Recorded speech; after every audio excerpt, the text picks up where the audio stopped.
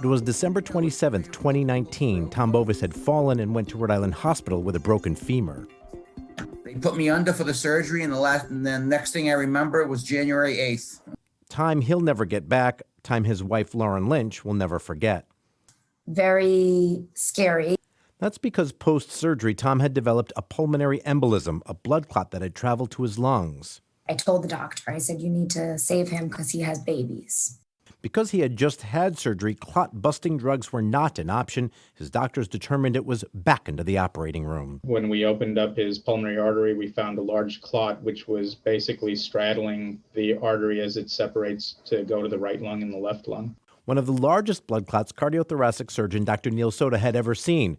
With the time of the essence, the decision to operate made by the quickly assembled Pulmonary Embolism Response Team, or PERT.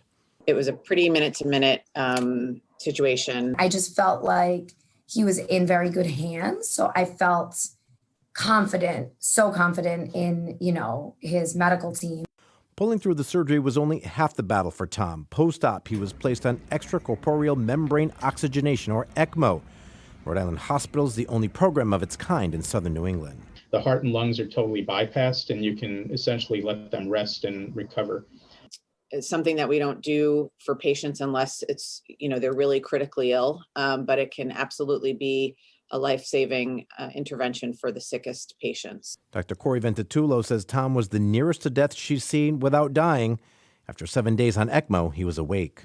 First thing I heard was Tom breathe. Tom breathe.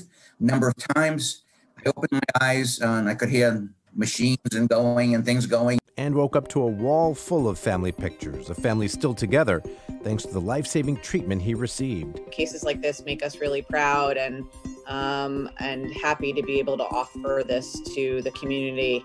Offering people like Tom Bovis a second chance to live. We have a gem right down there on Dudley Street and Eddy Street, which saved my life. Mario HILARIO, NBC 10 News.